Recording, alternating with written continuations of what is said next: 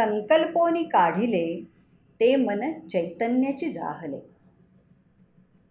ज्ञानदेवांनी गीतेचं गुह्य उलगडून दाखवताना ज्ञानेश्वरीच्या रूपानं केवढं तरी रत्नभांडार आपल्यासमोर ठेवलं आहे. प्रत्येक वाचनात नवीन रत्न हाताला लागतं, नित्य नूतनता जाणवते. आत्तापर्यंत पुण्यात्मक पाप, धृती, अवधान, अर्जुनपण, कर्म अशा काही विचारांचा धांडोळा घेण्याचा आपण प्रयत्न केला. विश्वरूपाचं ऐश्वर्य कशात आहे हेही आपल्या अल्पमतीप्रमाणे समजावून घेण्याचा प्रयत्न केला. ह्या विचारांचं सौंदर्य आपण पाहिलं आहे. असाच आणखी एक विचार, तो विचार माझ्या चिंतनाचा विषय झाला तो त्यातल्या रूढ अर्थापेक्षा अगदी वेगळ्या विवेचनामुळे.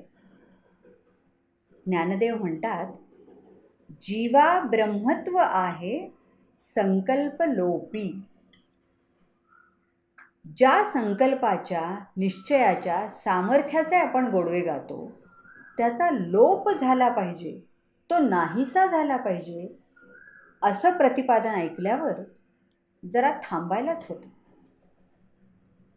युद्धभूमीवर चाललेला हा उपदेश, हे युद्ध तू का करायला हवं हे सांगताना युद्ध जिंकण्यासाठी तुला काय करायला पाहिजे, कसं लढलं पाहिजे हे न सांगता श्रीकृष्ण अर्जुनाला सांगतो आहे, तस्मात् योगी भव अर्जुन. हे युद्ध करण्याचा संकल्प तू केला आहेस तो पार पाडायलाच हवा असं नाही सांगितलं श्रीकृष्णाने अर्जुनाला. तर म्हणून या कारणे तू ते मी सदा म्हणे, योगी होय अंतःकरणे पंडुकुमरा असं सांगितलं. योगी व्हायचं म्हणजे काय करायचं? युद्धाला उभा ठाकला आहे अर्जुन. या कौरवांना चांगला धडा शिकवण्याचा त्याने निश्चय केला आहे. युद्ध जिंकण्याचा संकल्प आपण निश्चित पार पाडणार याची त्याला खात्री आहे. दोन्ही सैन्यामध्ये कृष्णा माझा रथ उभा करी म्हणून त्याने कृष्णाला सांगितलं आहे. म्हणजे कोण पाहीन राखिती युद्ध कामना असंही तो म्हणतो आहे. समोर भीष्म द्रोणांना पाहून मात्र गडबडला आहे. अशा वेळी कृष्ण त्याला समजावतो आहे, पण वीरश्रीचं भाषण न देता, त्याच्या युयुत्सु वृत्तीला आवाहन न करता, हेतुविरहित फळापेक्षा न ठेवता कर्म करण्याचा योग कृष्ण सांगतो आहे. आणि पुढे ज्ञानयोग, भक्तियोग, कर्मयोग अशी पुष्कळ चर्चा असली तरी योगस्थः कुरु कर्माणि असं दुसऱ्याच अध्यायात सांगताना श्रीकृष्णाने म्हटलं आहे, सिद्ध्य सिद्धो समो भूत्वा समत्वम योग उच्यते. सर्वसाधारणपणे जीवनातल्या प्रत्येक परिमाणामध्ये असमानता दिसत असताना समत्व, माणसामाणसामधली, चेतन अचेतन सृष्टीमधली समानता शिकवण्याचे प्रयत्न संत महात्म्यांनी केले आहेत. पण समत्वम योग उच्यते असं म्हणताना श्रीकृष्णाला जे समत्व अभिप्रेत आहे ते वेगळंच आहे. सिद्ध्य सिद्धो समो भूत्वा म्हणजे पूर्ण आणि अपूर्ण कर्माविषयी जो मनाचा समतोलपणा, त्या समत्वाची ही चर्चा आहे. संकल्प पार पडला तर आनंदित होणारं, जिंकलो म्हणणारं मन आणि पार पडला नाही तर दुःखी होणारं, क्षोभ पावणारं मन, ह्या दोन्ही अवस्थांपासून दूर राहण्याची स्थिती म्हणजे समत्व. संकल्प विकल्प करतं ते मन अशी मनाची व्याख्या केली जाते. विकल्पांना दूर सारून संकल्पांची पूर्तता करणं ही मनाची धडपड असते. हे काम करण्याचा मी निश्चय केला आहे आणि ते मी पूर्ण करणारच हा विचार, हा निश्चय मनाला सुखावणारा असतो. त्यात कितीही अडचणी आल्या तरी मी ते पार पाडणार याची मला खात्री आहे. आणि तसं ते पार पडलं की मला मिळणारा आनंद, समाधान फार मोठा असणार. अर्थात प्रत्येक वेळी हे घडतंच असं नाही. अनेक वेळा अनाकलनीय कारणांमुळे हाती घेतलेलं काम पूर्ण होत नाही. त्यावेळी आलेली चीड, निराशा, वेदना देऊन जाते. आपण कल्पिलेल्या विश्वातच आपण फिरत राहतो. मनाच्या मदतीनं एका संकटापासून पळून जाऊन दुसऱ्या संकटात अडकतो. एका सुखाचा आस्वाद घेत असताना पुढचं कसं मिळत राहील ह्याचा विचार चालू ठेवतो. अगदी ऐहिक सुखापासून आध्यात्मिक मोक्ष सुखापर्यंत कुठेही धावताना मनाच्या ह्या व्यापारापासून सुटका होत नाही. आणि हा संकल्पच कधीकधी निराशेला, भीतीला कारणीभूत ठरतो. संकल्पपूर्ती नाही झाली तर ह्या विचारानेच त्या कर्मामधला आनंद निघून जातो. पण म्हणजे संकल्पाला, निश्चयाला जीवनात काहीच स्थान नाही का? संकल्प करायचाच नाही? आपलं तर सगळं जीवनच संकल्पाभोवती फिरताना दिसतं. व्यावहारिक जगामध्ये संकल्प करणारा आणि तो सिद्धीस नेणारा मोठा ठरतो. काही गोष्टी ठरवून कराव्याच लागतात. उपजीविकेचं साधन मिळवण्यासाठी काही अभ्यास करण्याचा संकल्प केला जातो. नवीन काही मिळवण्यासाठी काही निश्चय केला जातो. नवीन शिखर पादाक्रांत करण्याचा हुरूप, आनंद काही वेगळाच असतो. पण मग ज्ञानदेव असं का म्हणतात?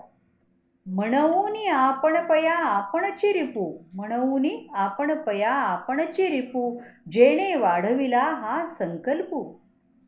म्हणून ज्याने आपला हा संकल्प वाढवला आहे तो आपला आपणच शत्रू होय. आता हे शत्रुत्व कसलं आहे? संकल्प पूर्णत्वाला नेण्याची धडपड असते आणि इच्छा पूर्ण झाल्यावर समाधान, उन्माद, अहंकार या चढत्या क्रमाने मनबुद्धीचे व्यापार चालू असतात. पुढच्या संकल्पाकडे, पुढच्या अचिव्हमेंटकडे ते धावू लागतात आणि ही शर्यत सुरू राहते. आणि एका टप्प्यावर आपण कशासाठी धावत आहोत हेच माणूस विसरून जातो. परीस शोधायला निघालेल्या माणसाची गोष्ट आपल्याला सगळ्यांना माहीत आहे. नदीकाठी पडलेल्या असंख्य दगडांमध्ये एक परीस आहे हे त्याला कळतं.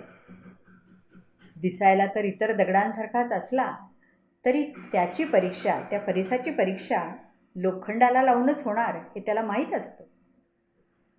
म्हणून गळ्यात लोखंडाची साखळी घालून तो नदीकाठी धावत सुटतो. खाली वाकून प्रत्येक दगड गळ्यातल्या लोखंडी साखळीला लावून तो बाजूच्या पाण्यात फेकून देत असतो. खूप वेळ असं धावल्यानंतर समोरून येणारा एक माणूस त्याला विचारतो, गळ्यातल्या सोन्याच्या साखळीला तुम्ही हे काय करता आहात? तेव्हा त्याच्या लक्षात येतं की त्याच्या गळ्यातली लोखंडाची साखळी केव्हाच सोन्याची झाली आहे. पण धावण्याच्या नादात त्यांनी परीसाचा दगडही इतर दगडांबरोबर टाकून दिलेला आहे. हा परीस कुठला आहे हे ओळखणंच कधीकधी महत्त्वाचं ठरतं. मनाच्या व्यापाराकडे लक्षपूर्वक पाहिलं तर असं लक्षात येतं की ते सतत कशाच्या ना कशाच्या तरी मागे लागलेलं असतं. व्यावहारिक, आर्थिक, मानसिक, पारमार्थिक विचार, त्यांचं नियोजन, आखणी, त्यातून मिळणाऱ्या नफ्या तोट्याची मांडणी ह्यातच आपली ऊर्जा खर्च होत असते, तिचा व्यय ह्यातच होत असतो. ते न होता कर्म घडू शकतं का? युद्ध करण्याच्या कर्मापेक्षा त्या संकल्पाबरोबर आलेल्या बऱ्या वाईट गोष्टींची चर्चा, विचार ह्यातच अर्जुन बुडाला होता. जोपर्यंत ह्या विचारातून बाहेर पडून अर्जुन त्यातून मुक्त झाला नाही तोपर्यंत युद्धभूमीवर श्रीकृष्ण त्याला सांगत राहिला, तस्मात् योगी भवार्जुन. आणि ते कसं? तर संकल्पपूर्तीसाठी धडपडून नाही, तर संकल्प मुक्त होऊन, संकल्प शांती करून. एक गोष्ट अशी लक्षात येते की कुठेही कर्म करण्याला अटकाव केलेला नाही. किंबहुना उचित कर्म आघवे अनुसरावे असंच सांगितलं आहे. पण या उचित कर्माबरोबर संकल्पाची येरझार नको, कारण त्याबरोबर फलवासना, फळाची इच्छा येते. हा विचार थोडा शांतपणे समजावून घ्यावा लागेल.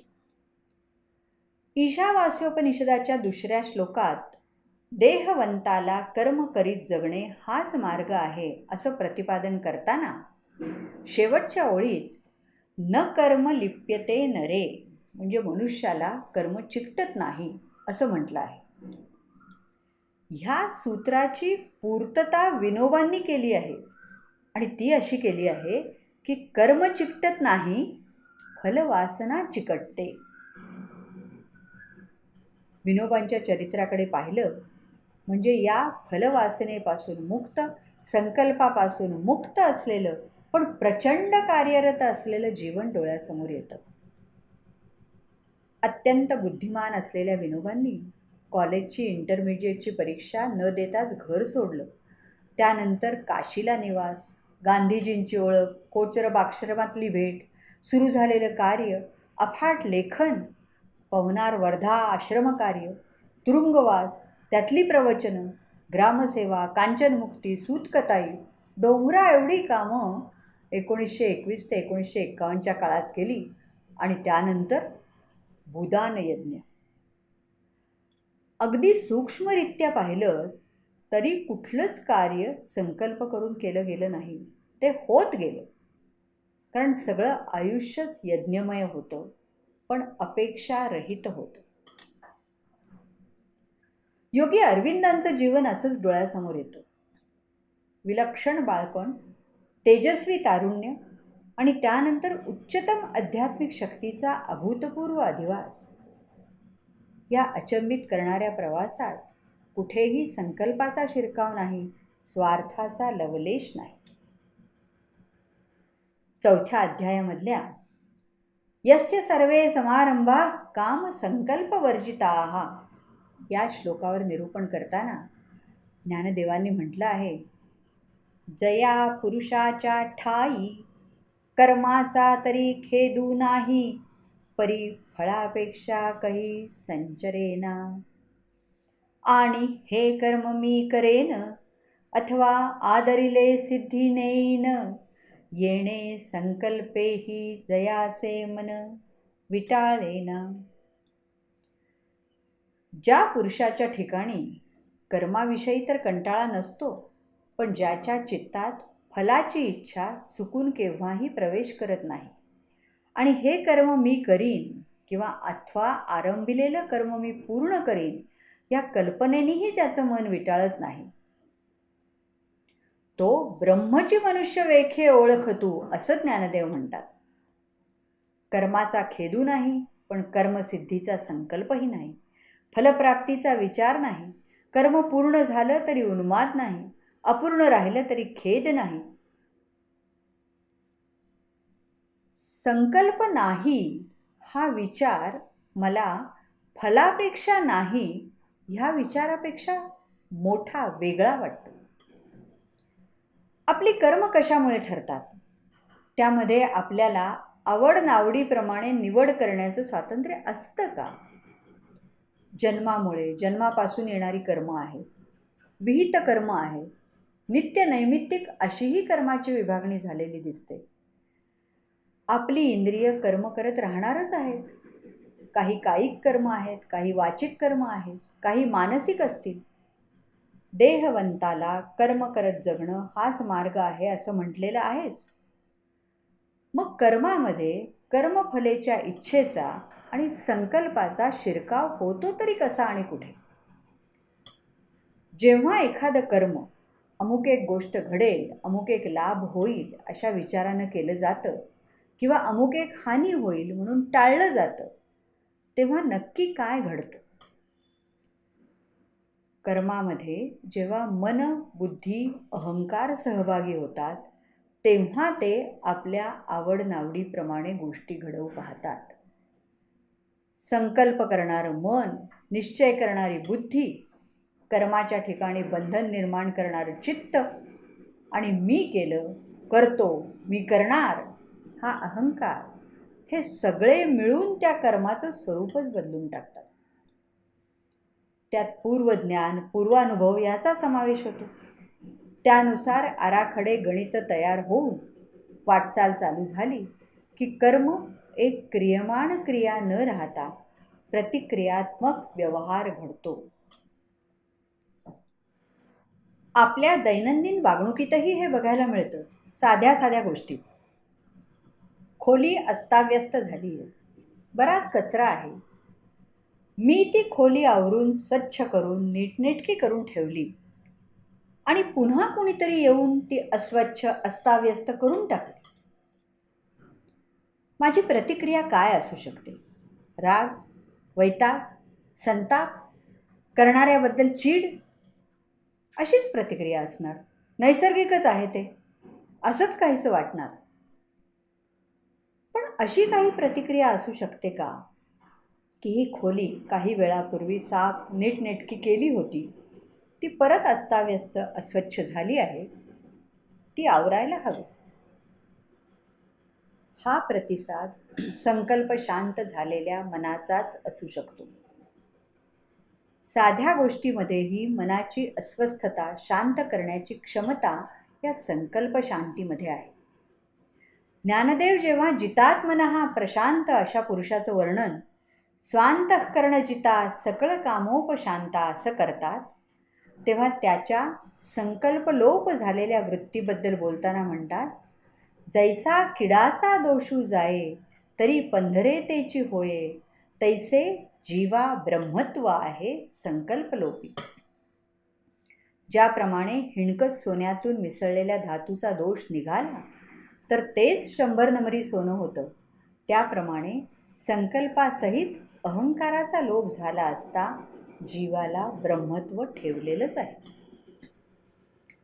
कर्म घडण्याच्या प्रक्रियेमधल्या प्रवासात संकल्प, अहंकार, फलेच्छा या अडचणी असतात.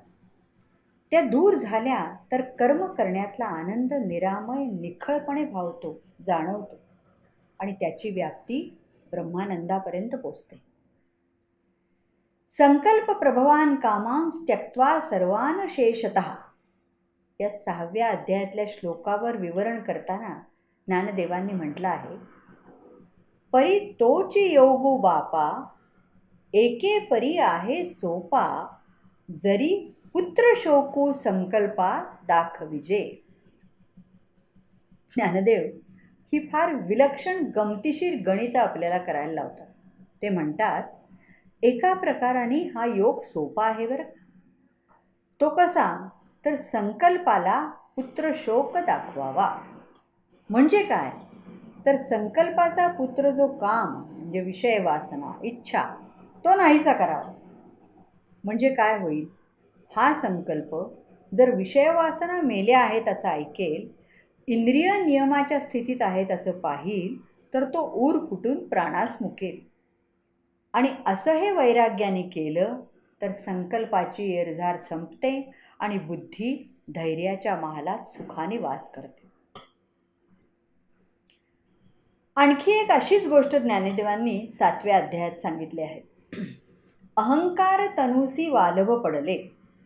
म्हणजे जेव्हा अहंकार आणि देह यांचं एकमेकावर प्रेम जुळलं, तेव्हा त्यांना इच्छाही मुलगी झाली. तै इच्छा हे कुमारी झाली. मग ते कामाची या तारुण्या आली, तेथ द्वेषेशी मांडली वराडिक. ही इच्छा कामरूपी तारुण्याला आली, त्यावेळी तिचं द्वेषाशी लग्न लागलं आणि त्या दोघांपासून द्वंद्वमोह जन्मला. हा द्वंद्वमोह, त्याचा आजा जो अहंकार, त्यांनी त्याला वाढवला. एखादी वंशवृक्षावळ मांडावी तशी ही मांडणी आहे. संकल्प म्हणजे काय आणि त्याचा लोप का झाला पाहिजे या प्रश्नाकडे जाणारं दार अगदी किलकिलता का होईना उघडलं आहे असं वाटतं. पण ह्या प्रश्नाचा प्रवास आपल्यालाच करायचा आहे आणि तो मोठा अवघड आहे. आता वर उल्लेखलेलं गणितच थोडं उलगडून पाहण्याचा प्रयत्न केला तर काही गोष्टी मनात येतात. मानवाच्या भौतिक, आत्मिक सगळ्याच जीवनाच्या प्रवासाचं साधन, इन्स्ट्रुमेंट, देह हे आहे. इतर जीवसृष्टीप्रमाणेच मानवाची भौतिक नियती आहे. मानव मनबुद्धीच्या साहाय्याने त्यात साहस करण्याचा प्रयत्न करतो. प्रयत्नांनी काही साध्य करतो.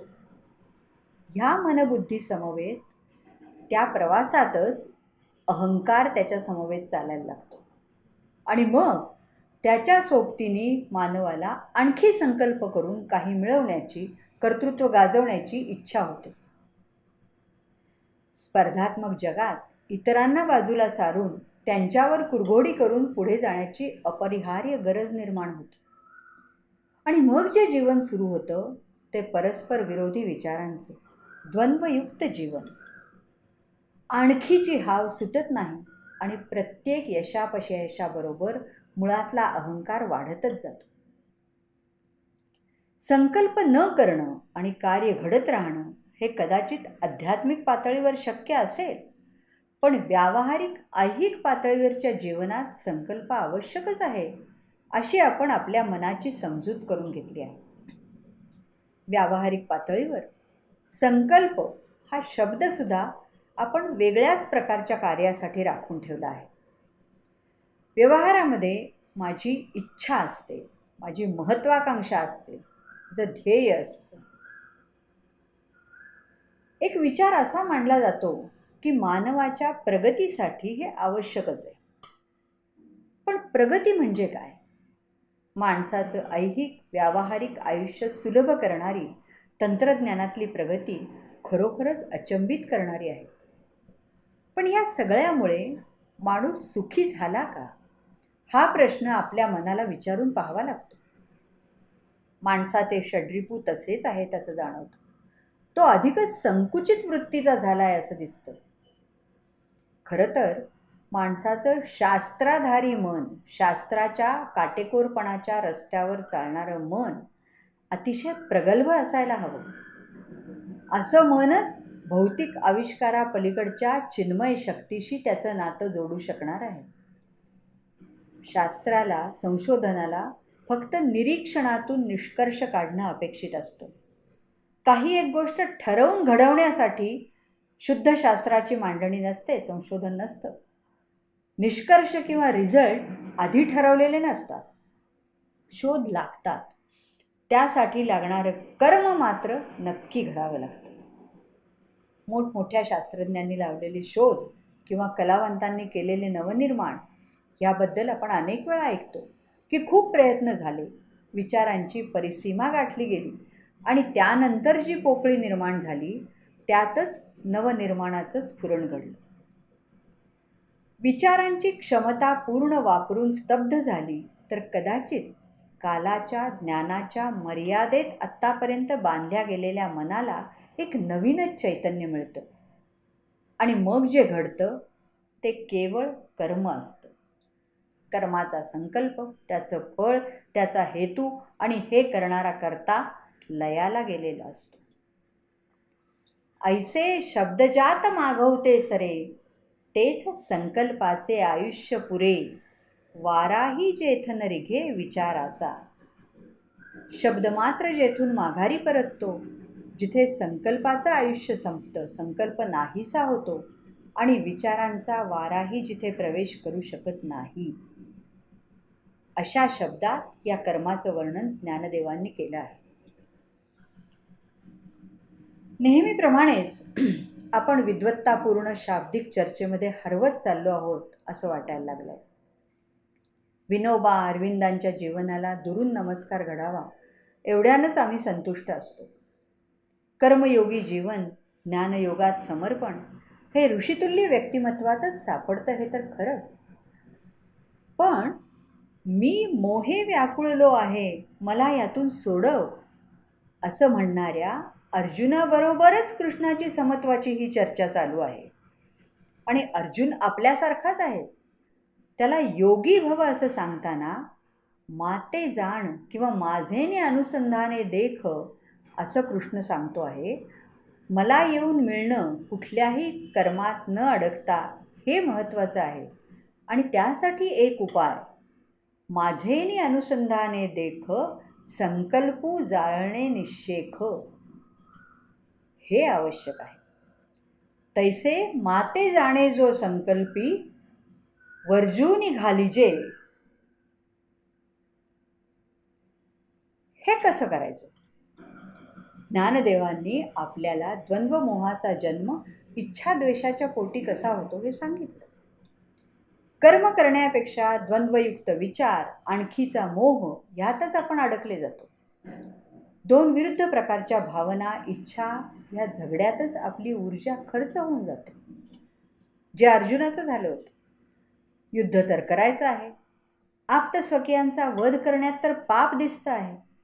या दोन्ही गोष्टींची फळं मला दिसत आहेत. या दोन्हींमधलं मी काय निवडू, असा प्रश्न त्याच्या मनापुढे उभा राहिला. तेव्हा श्रीकृष्णाने त्याला त्याच्या स्वतःच्याच मनस्थितीकडे बघायला सांगितलं.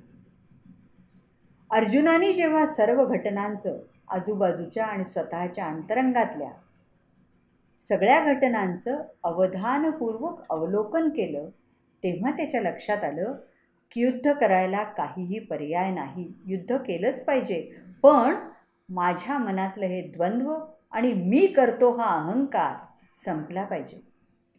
कारण मी काही करतो आणि करणार हा संकल्पच माझ्या कर्माच्या आड येतोय.